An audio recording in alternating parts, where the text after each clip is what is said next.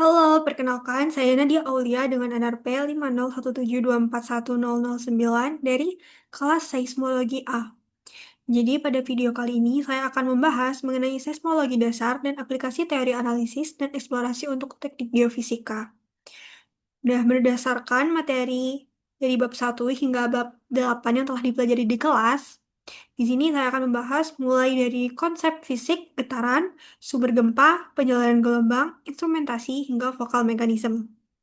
Nah, untuk membantu alur penjelasan, di sini saya bagi materi menjadi 8 bagian, yaitu dimulai dari pendahuluan untuk membangun konteks, lalu masuk ke gelombang dan elastisitas sebagai dasar fisiknya.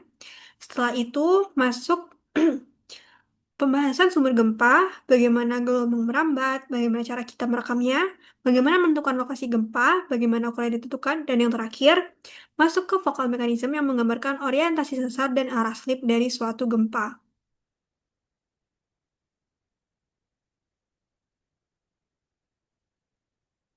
Nah, jadi untuk yang pertama yaitu apa sih itu seismologi?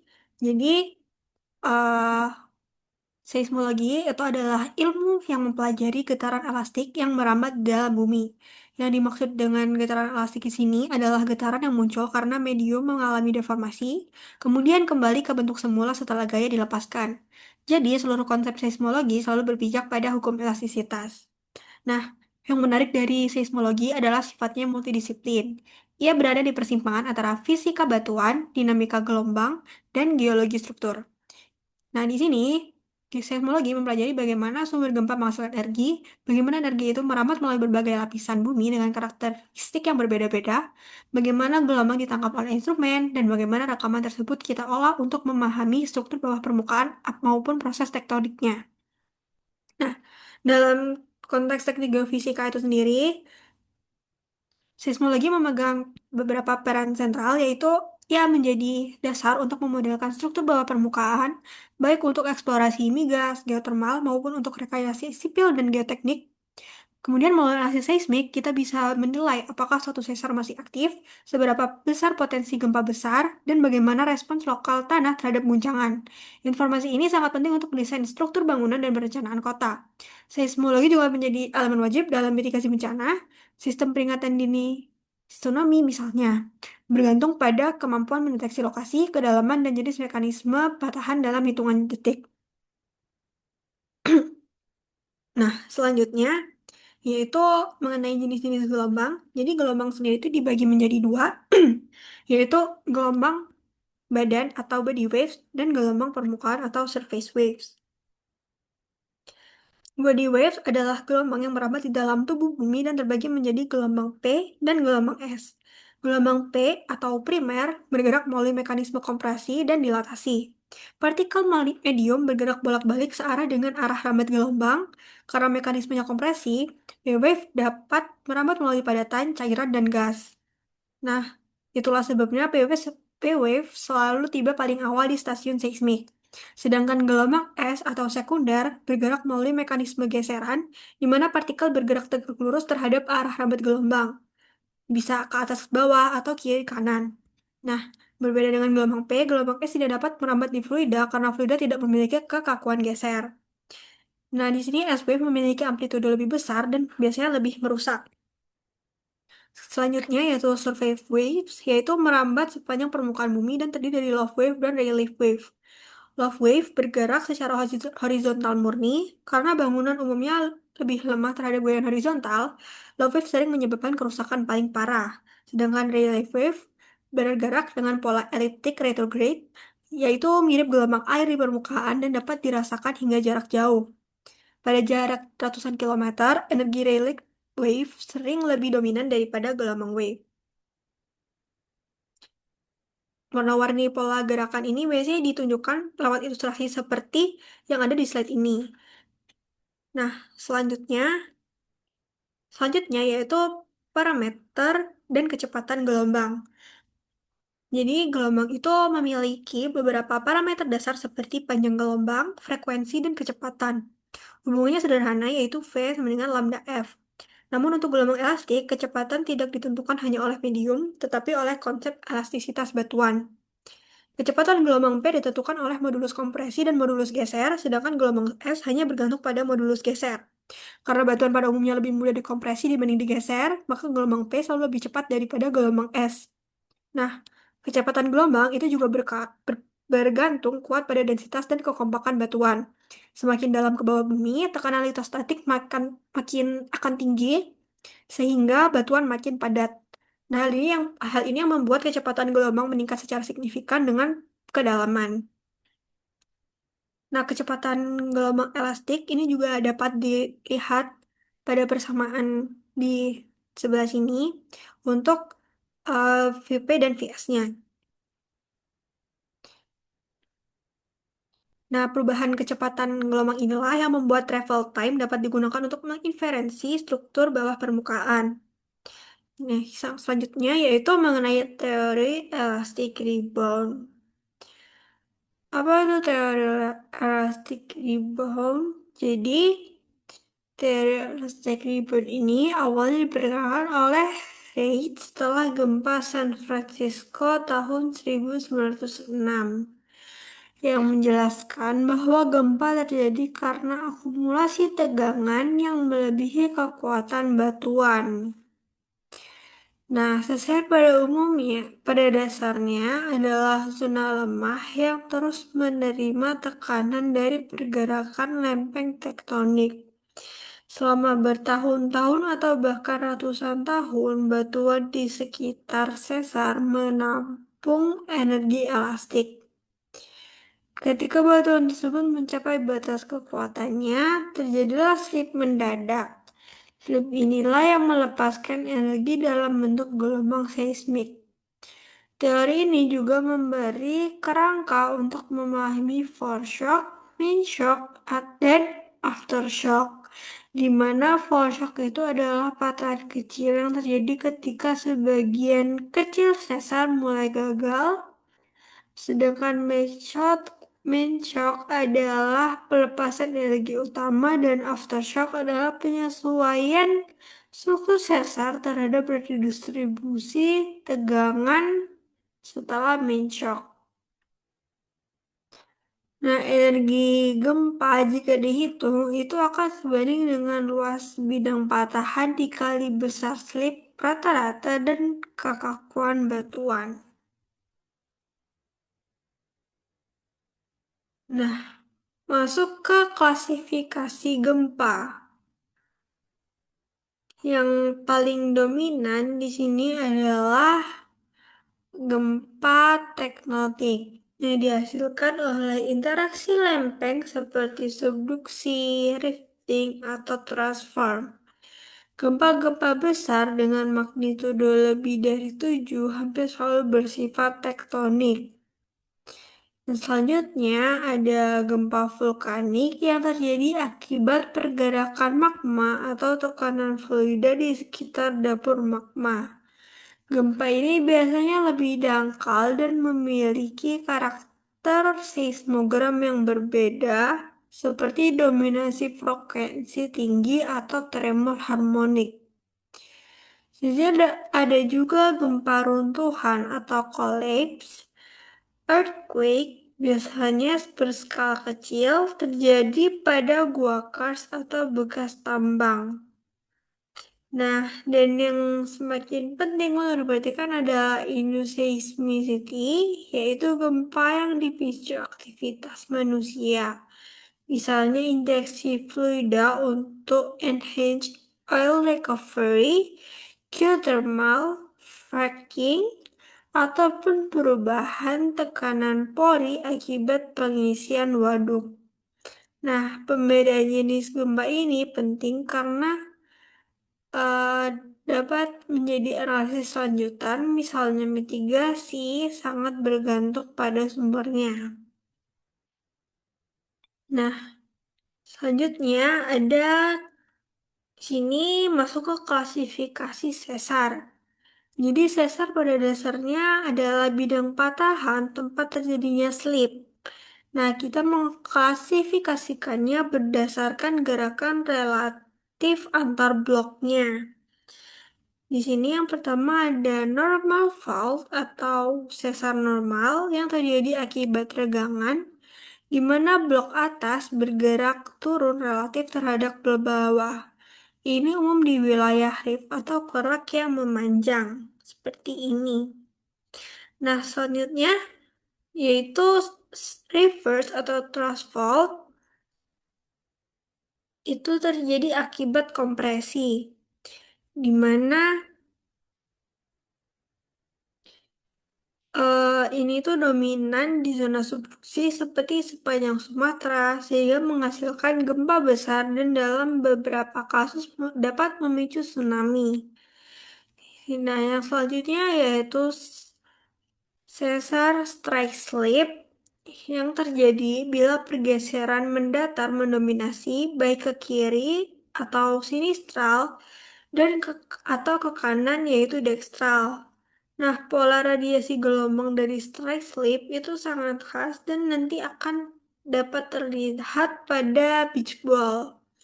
Nah, gambar di slide ini menunjukkan geometri masing-masing sesar yang akan sangat membantu saat kita membahas vokal mekanisme nantinya. Nah, selanjutnya yaitu mengenai penyebaran gelombang elastik. Jadi saat gelombang merambat dari sumber gempa, ia akan menyebar seperti gelombang bola. Nah, ini menyebabkan amplitudo berkurang secara inverse terhadap jarak yang disebut geometric spreading. Nah, geometric spreading berbeda dari atenuasi intrinsik karena penyebaran tidak menghilangkan energi, hanya membaginya ke permukaan lebih besar. Travel time gelombang sangat sensitif terhadap struktur kecepatan. Dengan data waktu tiba gelombang di banyak stasiun, kita dapat membangun model kecepatan dan mengidentifikasi lapisan-lapisan besar di bumi. Sebagian besar informasi yang kita ketahui tentang seluruh bumi, yaitu termasuk keberadaan mantel, inti cair, dan inti padat, itu berasal dari interpretasi travel time. Nah, kemudian masuk ke refleksi, transmisi, dan impedansi.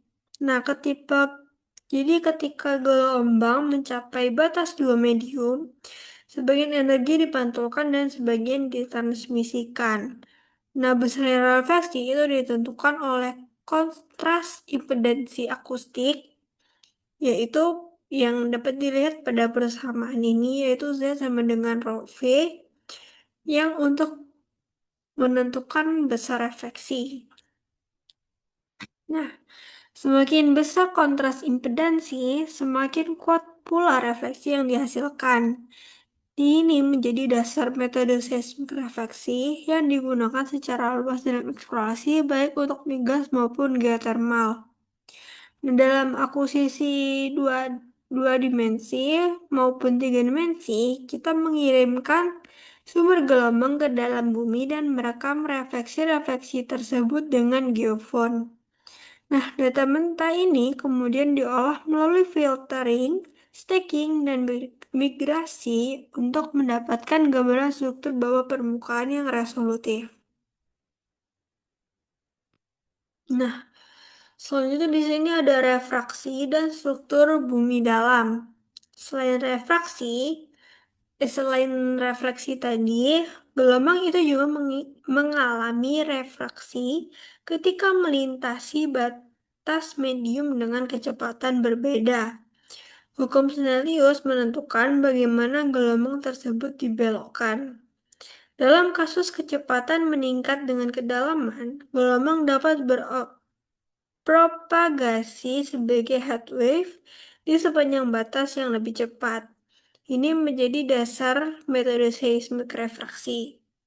Nah, melalui analisis refraksi dan travel time global, ditemukan struktur besar bumi seperti MOHO, yaitu batas kerak mental, kemudian P-wave shadow zone, atau zona bayangan P, yaitu bukti inti luar cair, dan S-wave shadow zone atau zona bayangan S yaitu yang tidak bisa melewati fluida, dan inti dalam padat. Dibuktikan oleh gelombang-gelombang terpantul seperti PKIKP.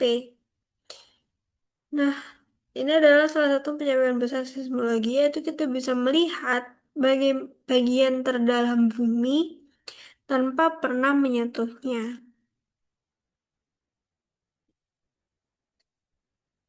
Selanjutnya di sini ada atenuasi, Q, dan side effect. Jadi atenuasi itu mengacu pada pelemahan amplitudo gelombang seismik. Ada dua mekanisme utama yaitu geometrik dan intrinsik. Nah, intrinsic attenuation terjadi karena sebagian energi gelombang berubah menjadi panas akibat gesekan internal, viskositas, atau keberadaan fluida. Parameter yang menggambarkan hal ini adalah Q. Medium dengan Q rendah cenderung menghilangkan energi lebih cepat. Atenuasi juga memiliki implikasi penting terhadap risiko gempa. Daerah dengan sedimen tebal akan cenderung memperkuat gelombang karena efek resonansi dan trapping. Hal ini disebut side effect dan menjadi salah satu alasan kenapa dua kota dengan jarak sama dari epicenter bisa mengalami tingkat kerusakan berbeda. Nah, selanjutnya masuk ke slide 13 di sini yaitu mengenai prinsip seismometer.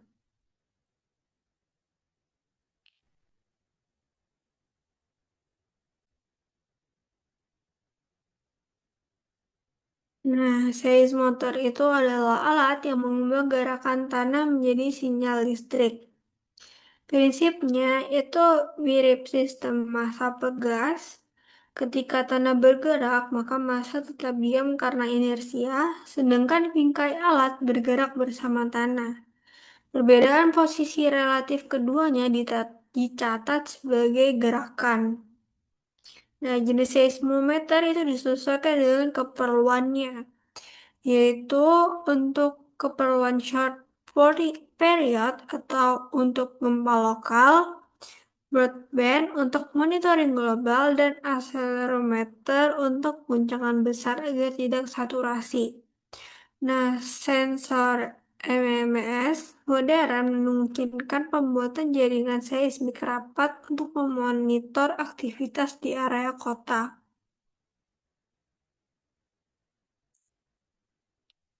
Selanjutnya, di sini,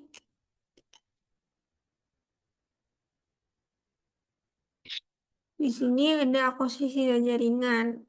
Nah, jadi data seismik itu direkam secara digital dengan sampling rate tertentu. Sensor modern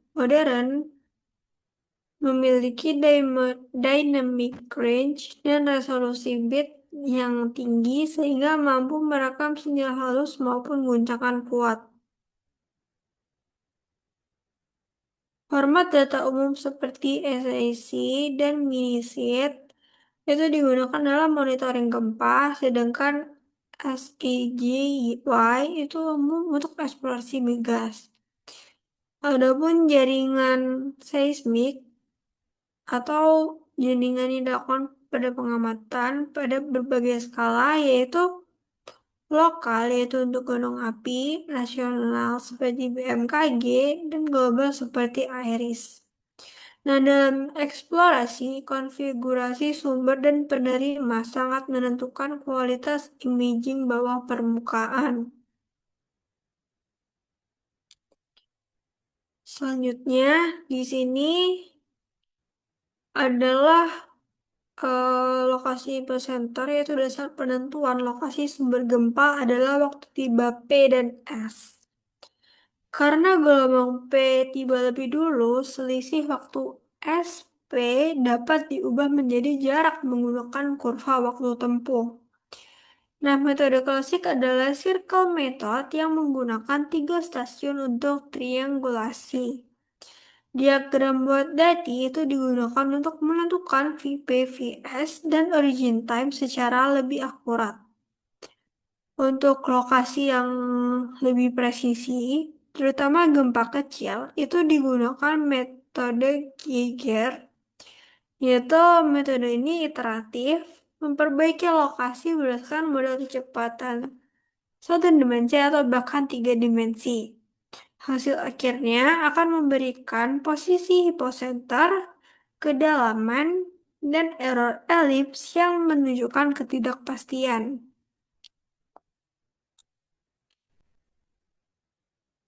Nah, selanjutnya di sini masuk ke magnitudo dan intensitas. Nah, seringkali dua kata ini dianggap sebagai hal yang sama, padahal sebenarnya konsepnya sangat berbeda baik secara fisika maupun secara aplikasi. Nah, jadi di magnitudo itu adalah ukuran energi yang dilepaskan dari sumber gempa dan sifatnya instrumental. Artinya dihitung dari rekaman seismogram.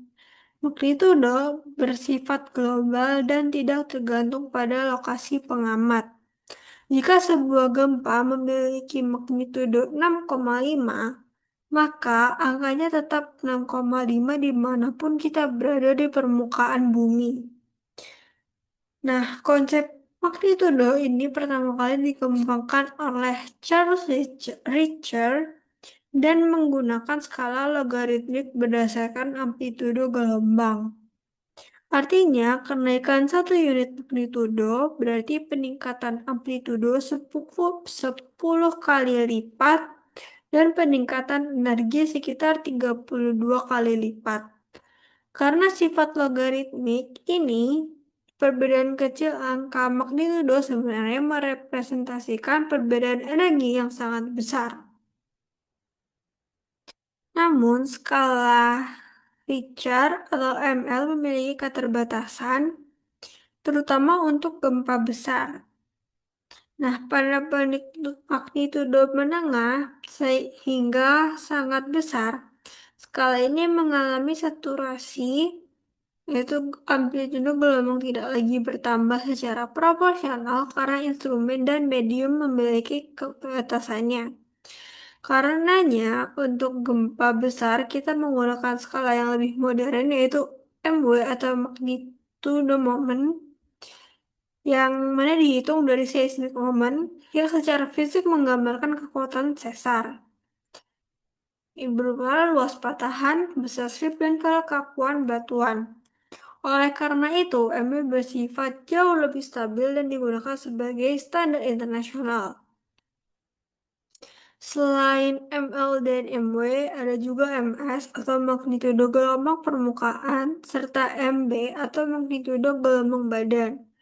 Nah, MS itu menggunakan gelombang permukaan sehingga sensitif untuk gempa menengah, sedangkan MB menggunakan gelombang body wave yang cocok untuk mendeteksi gempa dalam atau gempa kecil.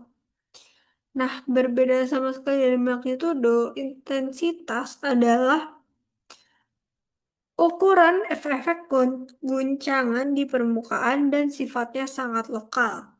Intensitas diukur berdasarkan observasi kerusakan, misalnya melalui skala MMI atau EMS. Nah, karena konsepnya berbasis efek di permukaan, intensitas sangat dipengaruhi oleh jarak dari epicenter, kedalaman, kondisi geologi lokal, amplifikasi sedimen, bahkan kondisi topografi. Di daerah dengan sedimen tebal, amplifikasi bisa membuat intensitas jauh lebih tinggi meskipun magnitudonya sama. Sebaliknya, di batuan keras, intensitas bisa lebih kecil. Nah, dengan kata lain, magnitudo memberi kita gambaran seberapa besar energi yang dilepaskan, sementara intensitas memberi gambaran seberapa kuat guncangan yang dirasakan pada titik tertentu. Keduanya ini adalah hal yang penting, namun dipakai untuk tujuan yang berbeda dalam kajian seismologi dan mitigasi gempa. Nah, selanjutnya yaitu Vokal mechanism. Jadi, vokal mechanism ini menggambarkan bagaimana suatu sesar bergerak ketika gempa terjadi. Dasarnya adalah pola radiasi gelombang P yang dibagi menjadi dua, yaitu kompresi menghasilkan polaritas positif dan dilatasi menghasilkan polaritas negatif. Nah, dari distribusi polaritas di berbagai stasiun, itu terbentuk 4 kuadran radiasi yang dipisahkan oleh 2 bidang tegak, yaitu fault plane dan auxiliary plane. Nah, parameter utama ini ada mekanisme sesar adalah strike, yaitu orientasi garis horizontal pada bidang sesar, kemudian dip atau sudut kemiringan, dan streak, yaitu arah slip. Nah, dengan mengetahui ketiga parameter ini, kita dapat memahami gerakan relatif antar blok sesar dan menghubungkannya dengan dinamika tektonik regional. Nah, selanjutnya masuk ke beach ball diagram. Jadi, beach ball diagram itu adalah representasi visual dari focal mechanism yang berada di slide sebelumnya tadi dalam proyeksi stereografis. Di sini terbagi menjadi 2 bagian, yaitu bagian putih dan bagian hitam. Bagian hitam menunjukkan kuadran kompresi, sementara bagian putih menunjukkan dilatasi. Nah, pola ini sangat khas untuk tiap jenis sesar. Untuk normal fault, pola hitam dan putih tersusun vertikal menyerupai mata kucing, seperti ini. Seperti ini.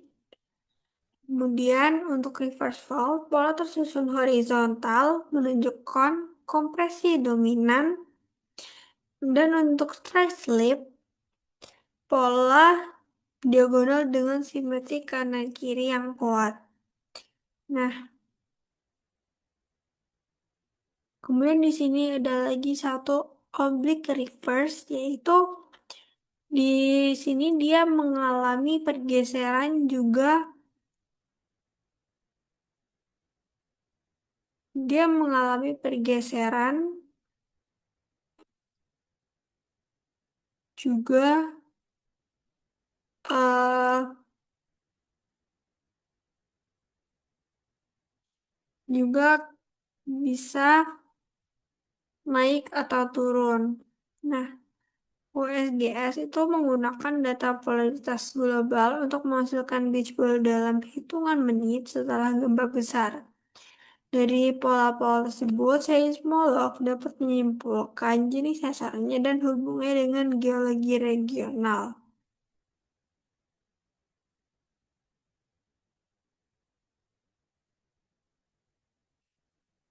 Nah,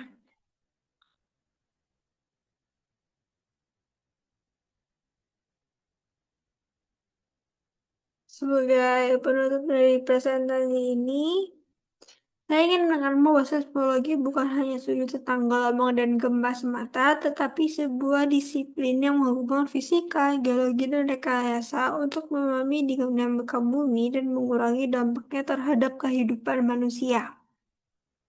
Mulai dari sumber gempa, bagaimana energi dilepaskan melalui mekanisme patahan, bagaimana gelombang merambat dan berubah saat melintasi berbagai lapisan bumi, hingga bagaimana kita merekam dan mengolah sinyal tersebut. Seluruh rangkaian proses ini memberi kita kemampuan untuk memetakan struktur dalam bumi, mendeteksi bahaya, dan merancang mitigasi yang lebih efektif. Dalam konteks teknik geofisika, seismologi menjadi fondasi untuk eksplorasi bawah permukaan, penentuan sifat batuan, penilaian stabilitas wilayah, dan peringatan dini gempa maupun tsunami. Teknologi seismik modern seperti jaringan broadband, analisis moment tensor, dan pemodelan numerik menjadikan pemahaman kita tentang bumi semakin akurat dari waktu ke waktu. Nah, terima kasih atas perhatian dan waktunya. Saya ucapkan terima kasih. Wassalamualaikum warahmatullahi wabarakatuh.